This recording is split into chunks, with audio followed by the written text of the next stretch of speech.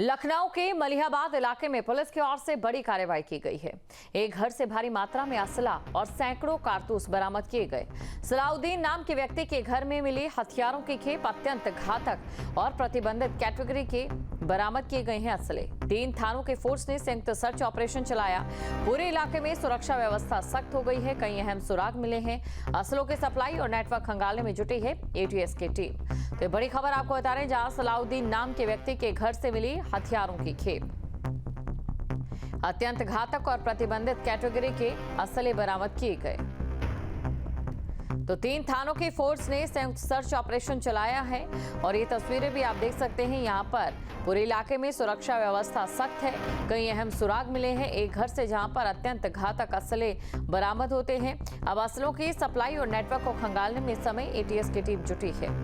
तो लखनऊ के मलिहाबाद इलाके में पुलिस की ओर से ये बड़ी कार्रवाई की गई है।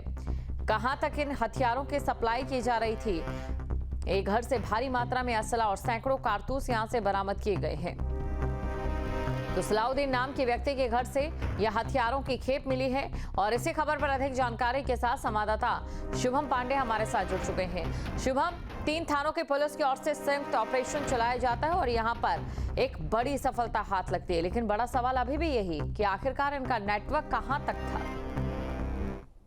जी बिल्कुल, देखिए कल एक बेहद गंभीर घटना राजधानी लखनऊ में हुई है और मलिहाबाद के क्षेत्र में, जहां पर एक व्यक्ति के घर में इतनी बड़ी संख्या में और कारतूस और तमाम ऐसी चीजें मिली हैं जिनको लेकर के संदिग्ध चीजें हैं काफी ज्यादा। इसे लेकर के फिलहाल अभी पुलिस ने तमाम इन्वेस्टिगेशन को जारी रखा है। कई घंटों तक कल देर रात ये ऑपरेशन चला है।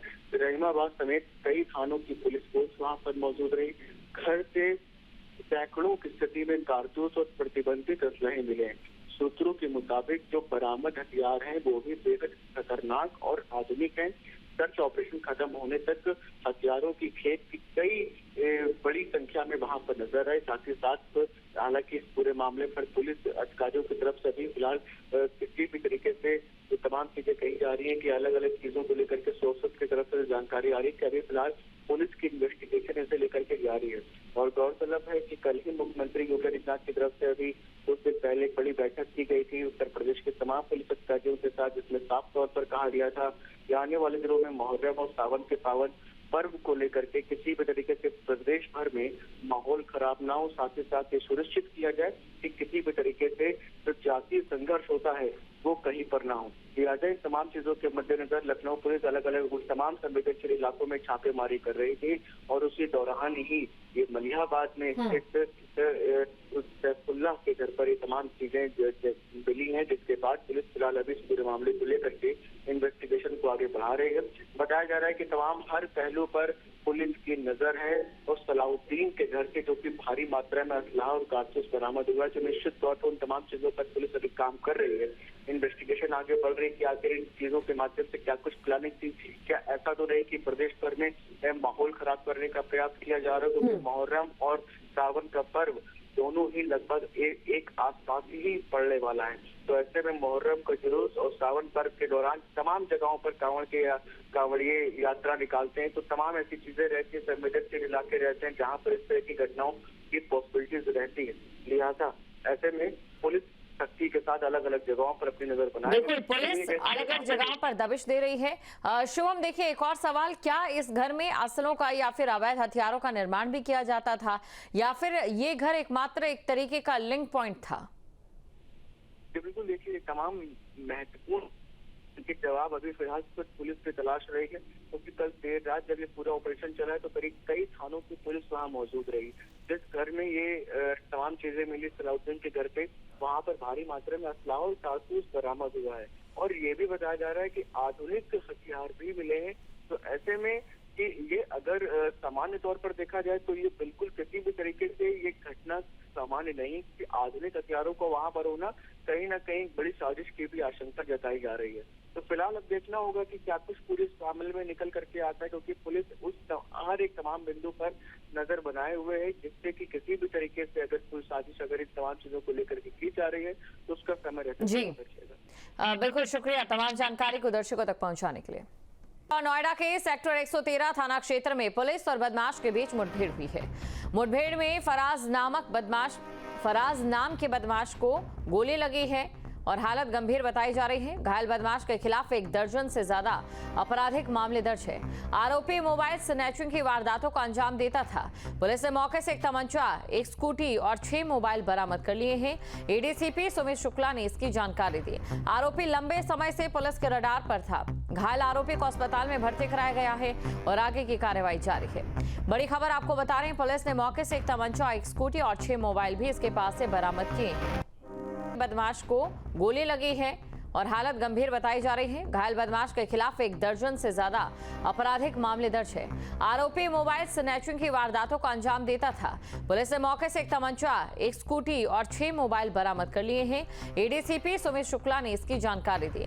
आरोपी लंबे समय से पुलिस के रडार पर था। घायल आरोपी को अस्पताल में भर्ती कराया गया है और आगे की कार्रवाई जारी है। बड़ी खबर आपको बता रहे हैं, पुलिस ने मौके से 1 तमंचा, 1 स्कूटी और 6 मोबाइल भी इसके पास से बरामद किए। और कुशीनगर जनपद के दुधी नगर पंचायत का मामला, अधिशासी अधिकारी ईओ को लोगों ने बंधक बना लिया। जिलाधिकारी के आदेश की अवहेलना का आरोप लगा है। ईओ पर कुछ लोगों को व्यक्तिगत लाभ पहुंचाने का गंभीर आरोप है। दर्जनों की संख्या में लोग यहां पर पहुंचे, जोरदार प्रदर्शन किया गया और प्रदर्शनकारियों ने ईओ मुर्दाबाद के नारे भी लगाए। लोग ईओ के सस्पेंशन की मांग पर अड़े हैं। मौके पर स्थिति तनावपूर्ण है, अलर्ट मोड पर है पुलिस प्रशासन। ये बड़ी खबर आपको बता रहे हैं, जहां पर ईओ पर कुछ लोगों को व्यक्तिगत लाभ पहुंचाने का गंभीर आरोप यहां पर ग्रामीणों की ओर से लगाया गया है और ऐसे में दर्जनों की संख्या में लोग यहां पर पहुंचते हैं। जोरदार प्रदर्शन यहां पर लोगों की ओर से किया गया। सस्पेंशन की मांग यहां पर ईओ की ओर से ईओ के लिए की जा रही है। और साथ ही आपको ये भी जानकारी दे दें कि कुशीनगर जनपद की दुधी नगर पंचायत का ये मामला है। ईओ के सस्पेंशन की मांग की जा रही है। यहाँ पर जब लोग पहुंचे तो उनकी ओर से ईओ मुर्दाबाद के नारे भी लगाए गए। तो जिलाधिकारी के आदेश की अवहेलना का आरोप है।